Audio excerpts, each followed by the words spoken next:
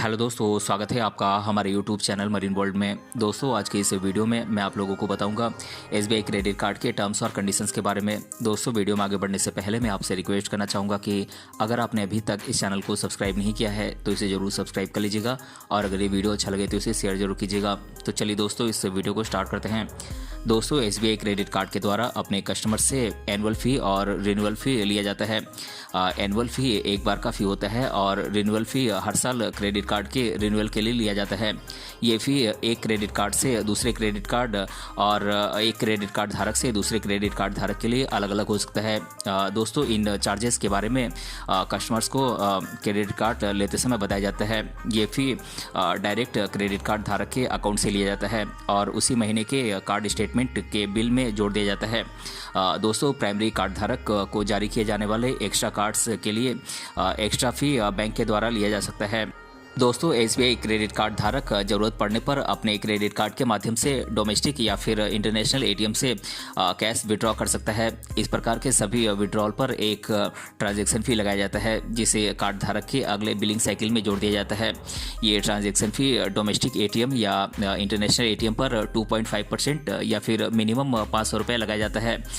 दोस्तों, ये transaction fee SBI cards and payment services private limited के द्वारा लगाया जाता है। वो अपने अनुसार इसमें जब चाहे बदलाव कर सकता है।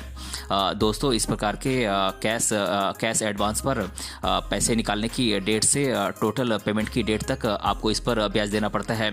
यानी कि आप जिस दिन से एटीएम से पैसे निकालते हैं उस दिन से ही आपके द्वारा निकाले गए पैसों पर ब्याज का पेमेंट करना होगा।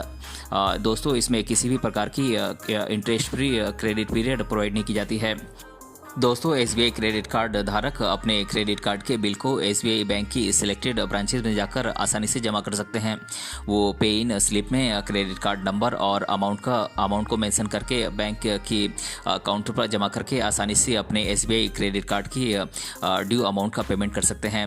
दोस्तों, इस प्रकार पेमेंट करने पर कार्ड धारक को तुरंत ही पेमेंट की एक्नॉलेजमेंट रिसिप्ट प्रोवाइड की जाती है। इस प्रकार आपसे 250 रुपये और सभी अप्लाइड टैक्स कैश पेमेंट फ़ी के रूप में लिया जाता है। दोस्तों, एसबीआई कार्ड धारक को समय समय पर लगने वाले अन्य चार्जेस को भी देना होता है। ये फ़ी एसबीआई सीपीएसएल यानी कि SBI cards and payment services private limited के द्वारा प्रोवाइड की जाने वाली स्पेसिफिक सर्विसेज के लिए कार्ड धारक पर लगाया जाता है।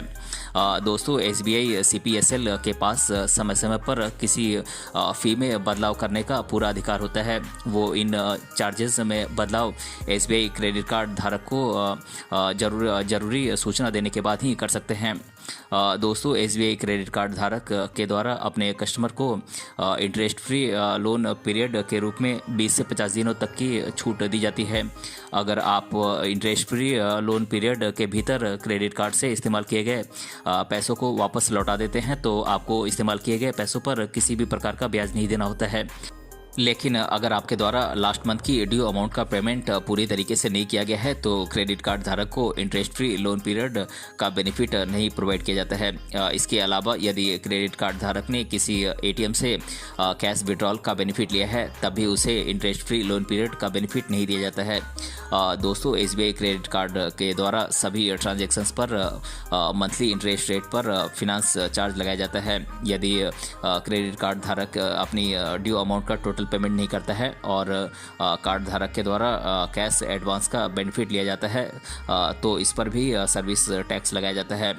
दोस्तों, ये फिनांस चार्ज ट्रांजैक्शन की डेट से 3.5% पर मंथ होती है जो कि 42% एनुअली हो सकती है। ये SBI cards and payment services private limited के विवेक पर निर्भर करता है। दोस्तों, ये फिनांस चार्ज क्रेडिट कार्ड धारक के अकाउंट से तब तक डेबिट किए जाते हैं जब तक कि कार्ड पर बकाया राशि का टोटल पेमेंट क्रेडिट कार्ड धारक के द्वारा नहीं कर दिया जाता है। दोस्तों, अगर क्रेडिट कार्ड धारक के द्वारा पेमेंट की ड्यू डेट के भीतर अपनी ड्यू अमाउंट का पेमेंट नहीं किया जाता है और क्रेडिट कार्ड धारक के द्वारा कैश एडवांस का एटीएम से विड्रॉल की जाती है तो इस प्रकार के सभी ट्रांजैक्शंस पर लगाया जाने वाला मिनिमम फिनांस चार्ज 25 रुपये होता है। दोस्तों पेमेंट की ड्यू डेट तक मिनिमम ड्यू अमाउंट का पेमेंट नहीं करने पर जो लेट फ़ी चार्ज किया जाता है, मैं उसके बारे में आप लोगों को डिटेल से बता देता हूं।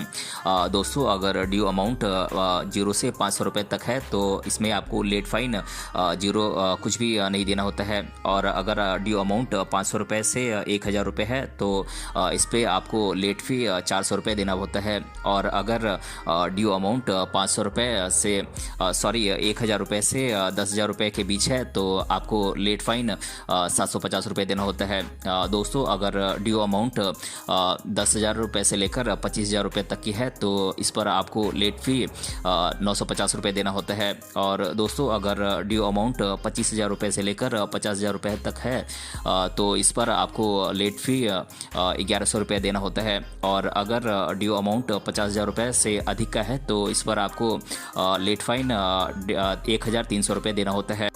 दोस्तों लगातार 2 साइकिल के लिए ड्यू डेट तक मिनिमम अमाउंट ड्यू यानी कि MAD का पेमेंट नहीं करने पर 100 रुपये का चार्ज लगाया जाता है। ये फ़ी हर पेमेंट साइकिल के लिए तब तक लगाया जाता रहता है जब तक कि MAD यानी कि मिनिमम अमाउंट ड्यू क्लियर नहीं हो जाता है। दोस्तों SBI क्रेडिट कार्ड अपने कार्ड्स कस्टमर्स को अपने क्रेडिट लिमिट से ओवर लिमिट की विड्रॉल की भी सुविधा प्रोवाइड करता है, यानी कि वो अपने क्रेडिट लिमिट से अधिक पैसों की विड्रॉल कर सकते हैं। लेकिन इसके लिए SBI क्रेडिट कार्ड धारक को ओवर लिमिट फ़ी का पेमेंट करना पड़ता है।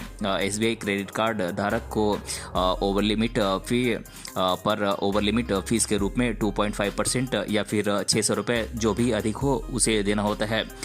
दोस्तों SBI कार्ड के द्वारा अपने कस्टमर को पेमेंट डिसऑनर फ़ी के मामले में पेमेंट की अमाउंट का 2% पेमेंट डिसऑनर फ़ी के रूप में लिया जाता है। ये फ़ी मिनिमम 500 रुपये होता है। दोस्तों इसके अलावा SBI कार्ड धारक से अदर चार्जेस भी ली जाती है, जैसे कि कार्ड रिप्लेसमेंट फ़ी, चेक पेमेंट फ़ी, फॉरेन करेंसी मार्कअप फ़ी इत्यादि ली जाती है। और इसके अलावा SBI कार्ड धारक से ओवरड्यू फिनांस चार्ज भी ली जाती है। दोस्तों SBI क्रेडिट कार्ड धारक के द्वारा यदि 12 महीने की ड्यूरेशन में 2 बार ड्यू डेट तक मिनिमम ड्यू अमाउंट का पेमेंट नहीं किया जाता है तो कस्टमर से 3.65% मंथली इंटरेस्ट ली जाती है, जो कि 43.8% सालाना होती है।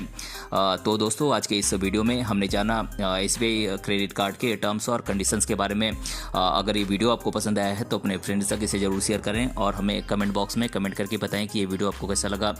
मिलते हैं अगले वीडियो में किसी अन्य टॉपिक के साथ, तब तक के लिए धन्यवाद।